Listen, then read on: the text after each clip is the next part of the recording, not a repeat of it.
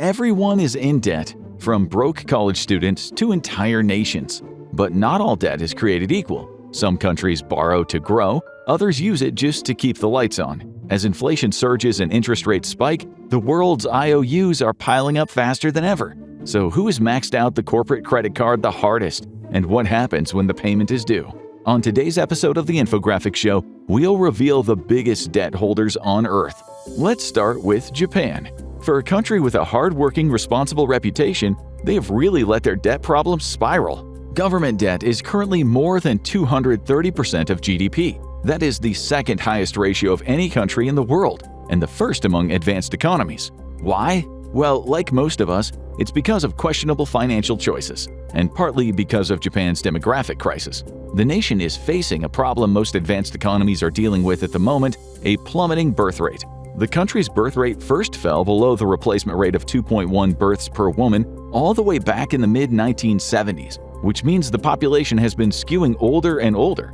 Coupled with one of the highest life expectancy rates in the world, 84 years old, this has made a lot of people dependent on Social Security, and they only have that healthy diet and lifestyle of theirs to blame. In 2001, 18.4% of the population was over 65. In 2024, 30.2%. That number is expected to grow to 36.7% by 2045. That's almost 2/5 of the population. Due to a relatively small working-age population and strict immigration laws, there's just not enough people working to support the older generation. That means that Social Security deficit nearly doubled, climbing from 4.1% of GDP in 1998 to 9.4% in 2011.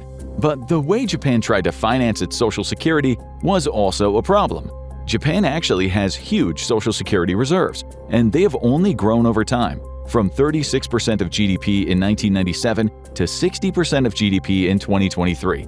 But instead of using these reserves to finance their Social Security programs, they are issuing bonds. Why? Because if they started using the reserves, they might run out fast. Strangely enough, this massive debt load hasn't hurt Japan too much.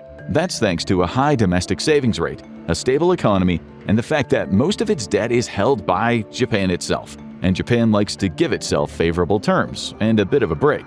The Bank of Japan alone holds debt equal to nearly 100% of the country's GDP. Low interest rate policies means consumers earn almost nothing on bonds, but they also let Japan borrow at virtually zero cost. That means the country's interest rate burden isn't too high. Japan then takes that cheaply borrowed money and invests it into risky high-return assets, which have been returning so far. That allows it to continue on its merry way despite the massive debt. In 2023, the domestic savings rate was over 24%. A higher domestic savings rate also keeps interest rates low. However, that doesn't mean Japan is indefinitely in the clear. As interest rates rise around the world, the Bank of Japan has been forced to start raising their own. A big hike in interest rates would create an unsustainable debt trap. But for the moment, Japan seems to be doing okay. Our next country doesn't have all of Japan's upsides, though.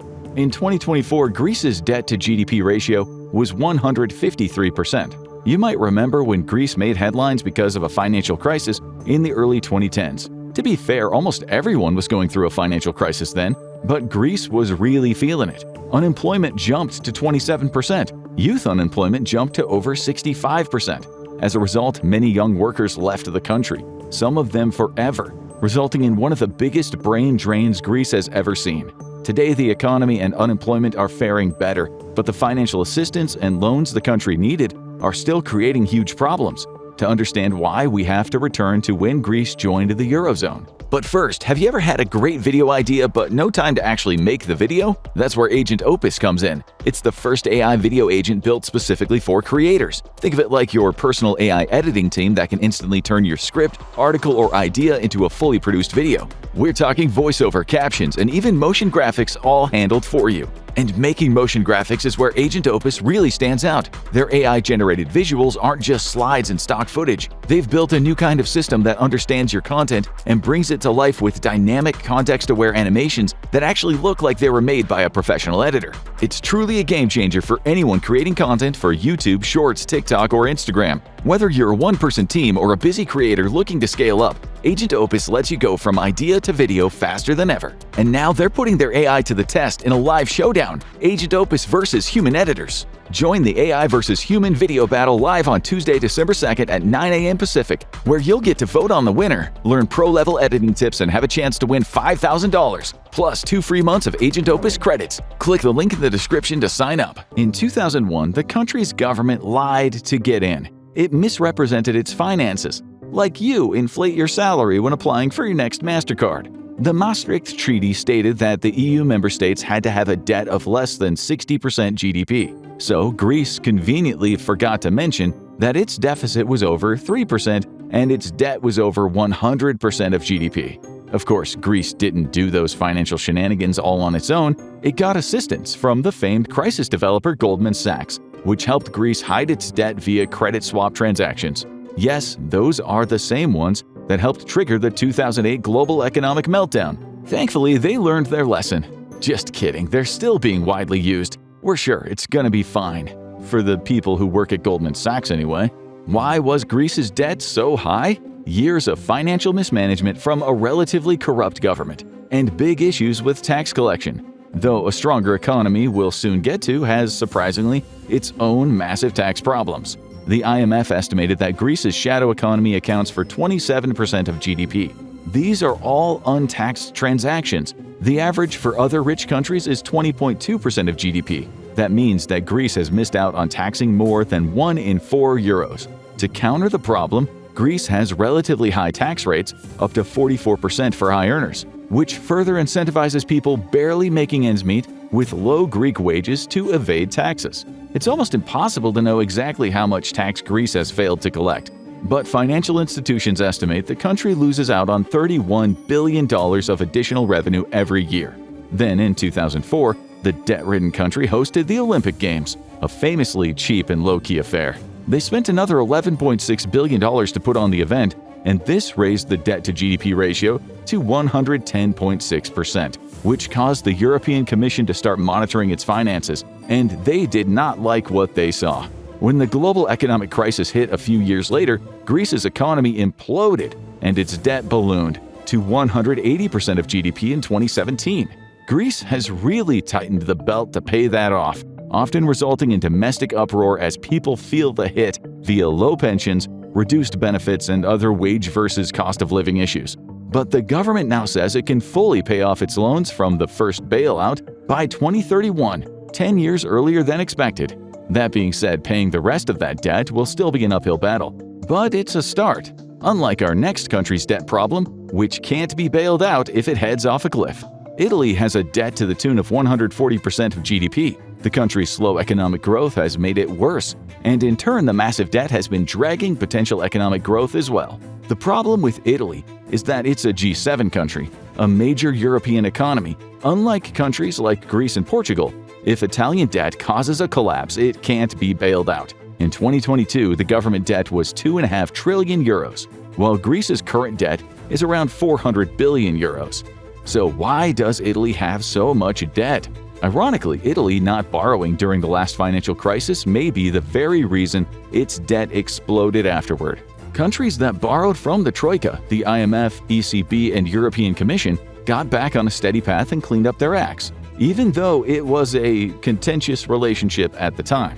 These countries include Portugal, Spain, and Greece. But Italy's financial and housing shocks weren't as bad, so it never asked for any money.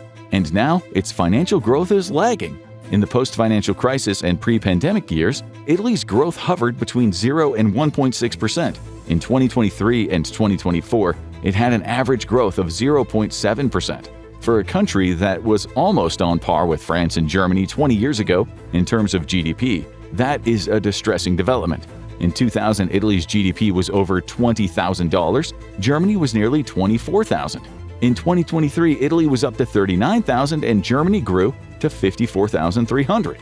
The truth is, Italian productivity stopped growing all the way back in the 1990s. Years of underinvestment in education, infrastructure, and technology have left Italy's economy stagnant. The result is a low-skilled workforce, endless red tape, and a sluggish, dysfunctional justice system that can't resolve business or property disputes on time. While other advanced economies have some of these problems, almost none of them have all of these problems. And that is why for the past 20 years, Italy has been one of the worst economic performers of the EU.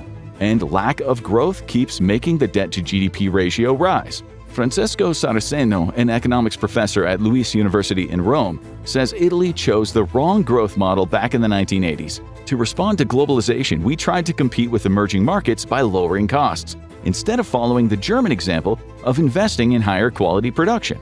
And the results have depressed the economy, leading to political infighting and fragmentation, and a fair amount of anti-EU sentiment. This has also spooked investors who aren't even sure if Italy wants to remain in the EU long term. But if you think the EU has problems, wait till we move outside it too. Okay, Lebanon had bigger problems than debt, but it's not making life easier. It's fueled by political chaos, which in turn has only pushed the country even deeper into debt. Just a horrible merry-go-round of financial ruin. Lebanon's debt problem is less of an economic crisis and more of an all-around collapse. When protests broke out in 2019, the Lebanese pound traded at almost $1,500 to the dollar. By 2022, it was nearly $30,000, a crash that wiped out 95% of its value. Lebanon's GDP collapsed from $55 billion in 2018 to just $20 billion by 2023. As the economy fell apart, poverty exploded from about 12% in 2012 to 73% in 2024. And we're not just talking about low income. These families lack basics like healthcare, education, electricity, food, or sometimes all of the above. In less than a decade, Lebanon fell from a middle-income country to a poor one. The immediate cause of the collapse was a state of economic emergency declared in September 2019. That led to severe taxes being proposed and imposed, including an infamous WhatsApp tax, and widespread demonstrations starting in October 2019. Lebanese citizens from different religions, political sides, and ethnicities united under the banner of being absolutely done with their government. Over 100 wildfires spread through Lebanon at the same time, causing massive devastation. The roots of the crisis go back to 1997, when Lebanon pegged its currency to the US dollar. In the short term, it worked. The country desperately needed stability after a 15-year civil war had left its currency in chaos. But that fix came with long-term costs. Being tied to a strong currency sank its export market and flooded the country with cheap imports. And it killed its industrial sector, from 24% of GDP in 1997 to 14% in 2016. That's led to a current debt-to-GDP ratio of 195%, and a financial system some economists describe as a nationally regulated Ponzi scheme. And while that's actually an improvement from the staggering 357% recorded in 2021, it is still a financial disaster by any measure.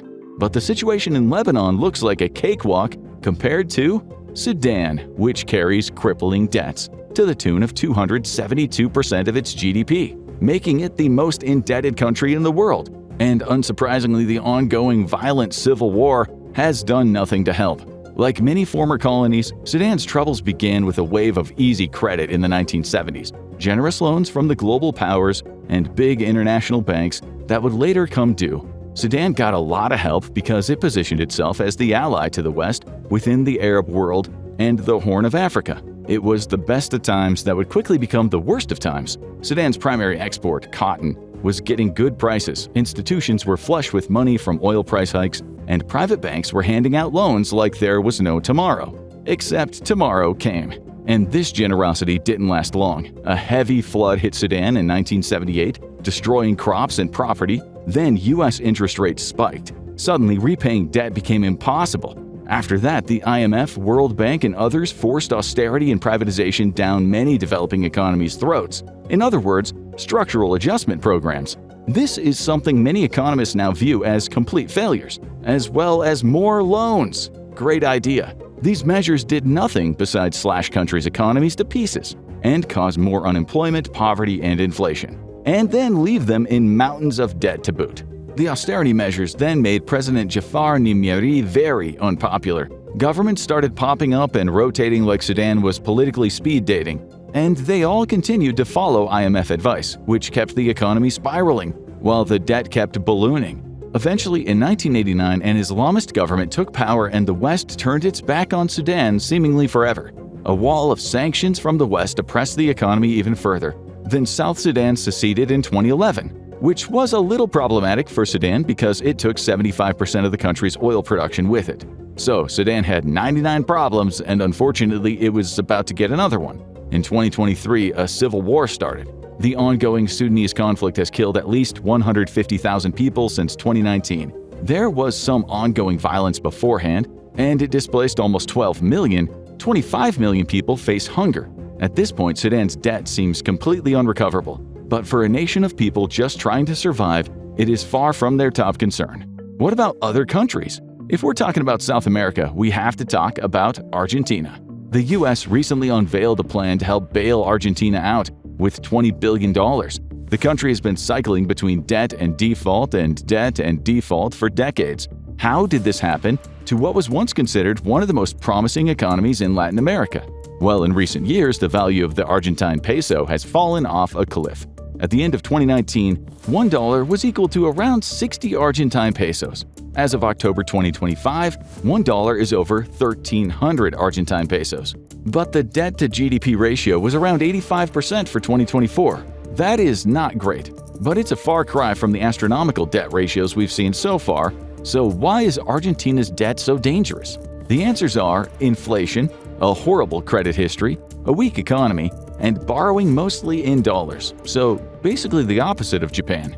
According to the National Office for Statistics and Censuses, in April 2025, Argentina's inflation rate was 47.3%. People trade for the peso at a 50% discount on the black market, meaning any money Argentinians stow away becomes monopoly money within just a couple of years. On a global stage, Argentina is the guy who says, "Just cover me this one time, bro. I totally got you." And then he does not have you.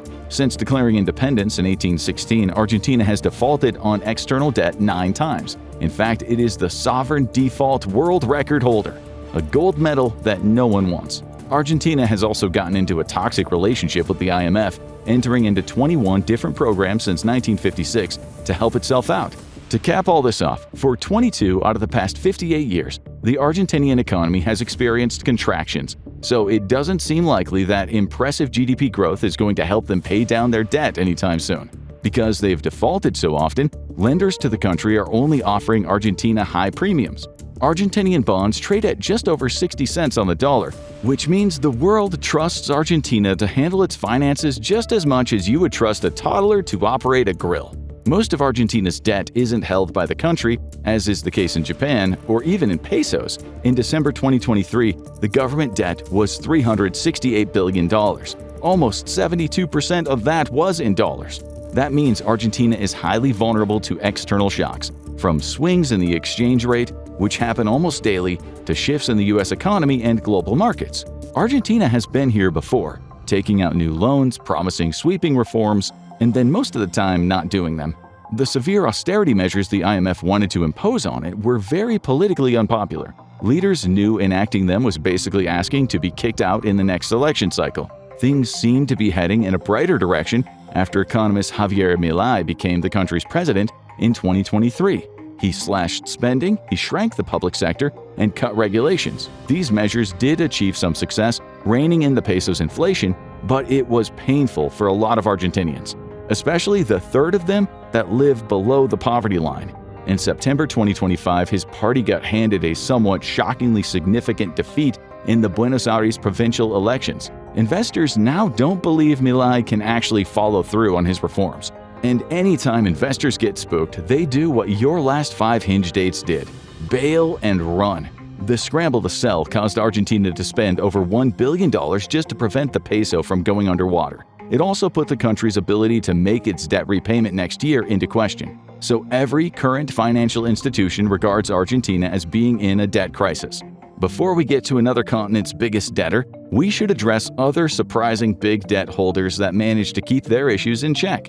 Singapore appears very in debt on paper, and it is, but it's not in any financial distress, and that's because the debt is actually a choice. The Singapore debt-to-GDP ratio is 173%. In September 2024, that absolute number was $962.6 billion, and the country seemed completely unstressed about it. Personally, we would fake our own death and flee to a Pacific island if we owed almost $1 trillion. So why doesn't Singapore care at all?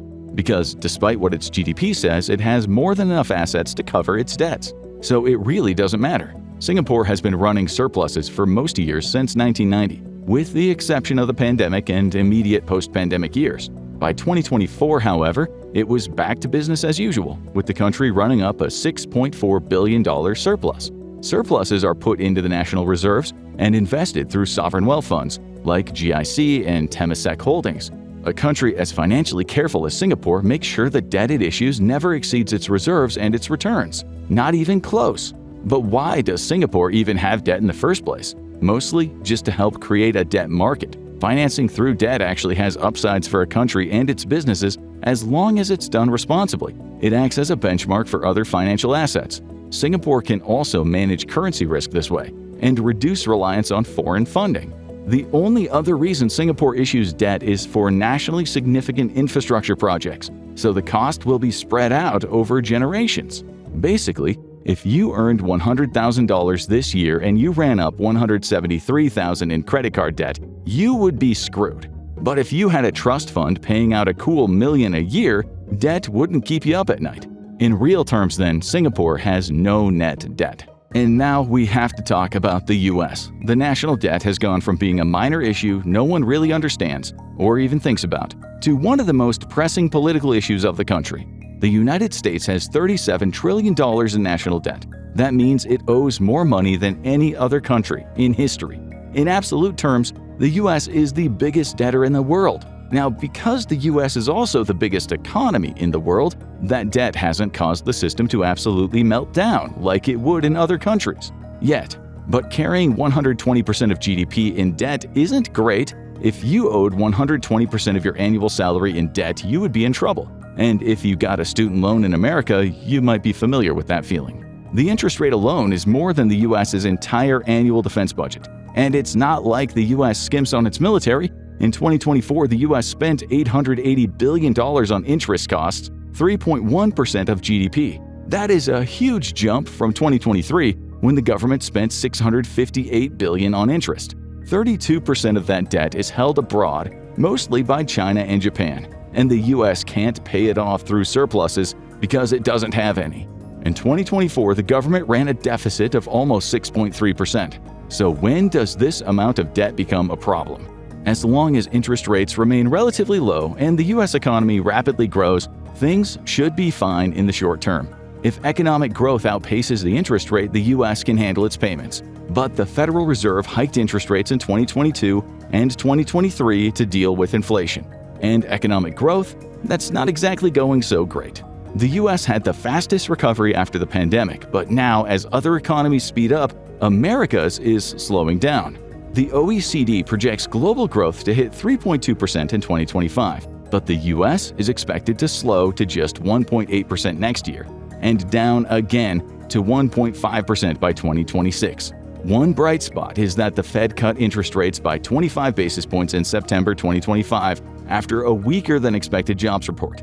The Fed owns roughly a quarter of America's debt, so it wants things to go well, and that's why it's keeping the funds rate at around 4 to 4.25%. The current administration has also enacted a slew of financial changes that will impact the deficit going forward in both directions. A new bill extended and expanded tax cuts from 2017. The Congressional Budget Office estimates that this will lower revenues by $3.7 trillion over the next 10 years. On the other hand, projected budget cuts will decrease spending by $1.3 trillion. The DOGE program, aimed to make the government more efficient, cut less than $200 billion from spending. New tariffs are also expected to boost revenue, and in just the first 6 months of the year, they added $122 billion. But there's a catch. Tariffs slow economic activity, squeeze consumer spending, and can eat into corporate profits. And even with those revenues plus spending costs, the U.S. is still projected to increase its deficit in the coming years by several billion dollars more than it reduces. So while Sudan wins heaviest proportional debt load, the U.S. wins largest overall pile of debt, neither of which are titles any country should want. Some countries are drowning in debt, but if the biggest economy goes under, the whole world feels it. Watch What If the U.S. Economy Crashes to see how fast everything could fall apart, or click on this video instead.